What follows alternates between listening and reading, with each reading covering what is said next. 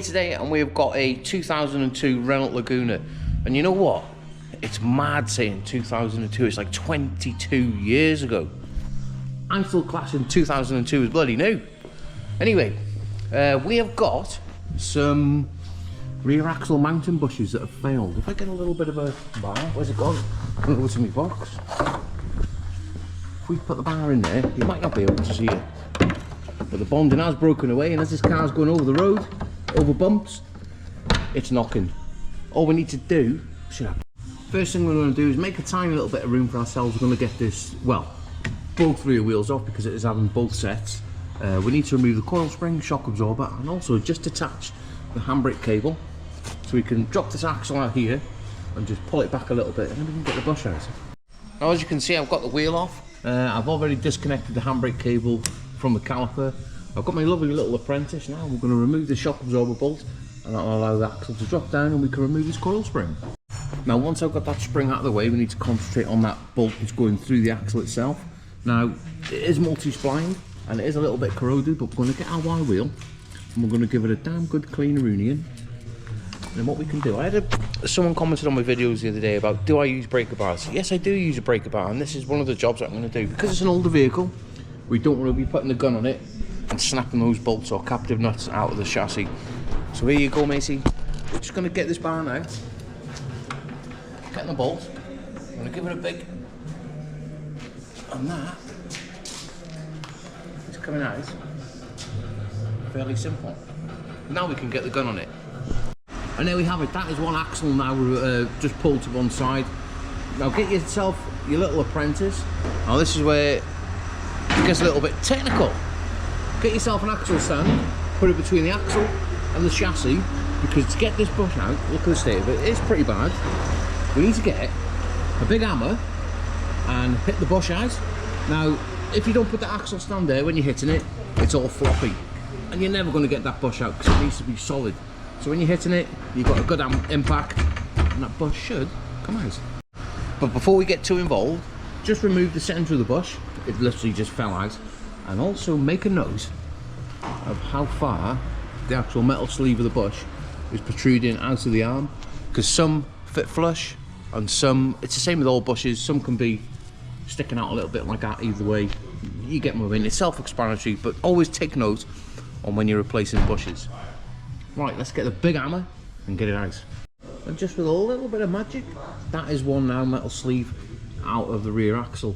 Now, I was going to do a little bit of a time lapse of me hammering it out, but I forgot to press play or record. But nonetheless, I have still got the other side to do, because we will be replacing the axle set. It's always best to change both of them. It's just common practice.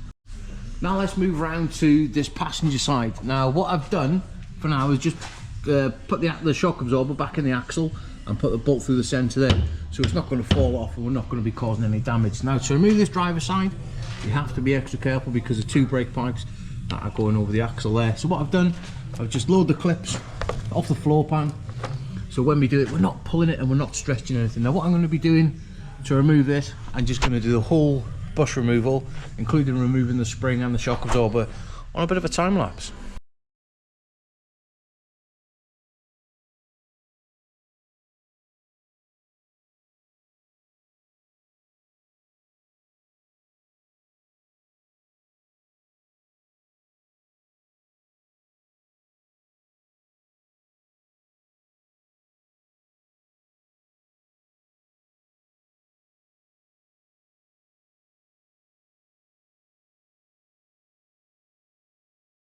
And there you have it, that is one bush removed. Now, it doesn't matter how careful I was with the brake pipes and stuff on these older cars, you do have to take this into consideration of stuff failing, especially brake pipes.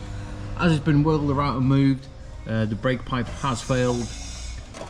I'd rather it happen here than on the road. So yeah, we're going to get this one replaced. It's pretty straightforward to do anyway, a brake pipe. And there we go, crisis averted with the brake pipe. A brand new one now has been fitted. Right, the bushes have turned up. I'm going to get these fitted just after I go for my lunch and have a little bit of an haircut. So it should be looking brand new. Well, we're back from lunch and I am feeling a little bit fresh. It is a little bit chilly on the sides, but never mind.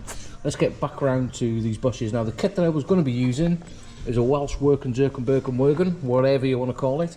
Now the largest adapter does not fit the bush, so we're going to have to adapt it a little bit with some little improvements, and I'll show you how to do it now. But before we put these bushes in, we're just going to coat them in a little bit of red rubber grease, and always make sure that you clean this surface out, and it's looking like brand new.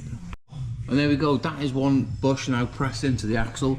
Now sometimes if you haven't got the right tools, you can always overcome it. You can make stuff, you can always adapt to something, you know, exactly like this. Right, let's get the other side pressed in. And that is now the driver's side, which is all back together, apart from this little brace here, which you need to just remove that bolt. But it's holding the axle in for now, not to worry. I'm going to jump round to this driver's side now, and I'm going to do a bit of a time lapse.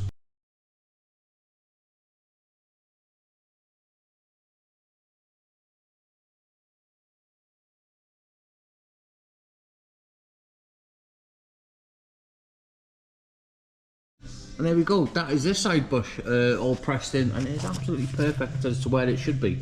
Now, let's go ahead now and get this car back together. With a little bit of magic, now that car is all back together. As you can see, we've got 2 new axle bushes, they're looking perfect. There's no playing them now, so car's not going to be knocking. I've just got to bleed this driver's side rear brake up, as you can see. There's a brand new brake pipe that we've had to put in. Then I'm going to get off the ramp and we're going to take it down the road. And there we go, after a successful test drive, I am more than happy with that car now. There is not a rattle in it. Anyway, hope you enjoyed the video. Let's get it sent. Oh, by the way, all have a mint weekend.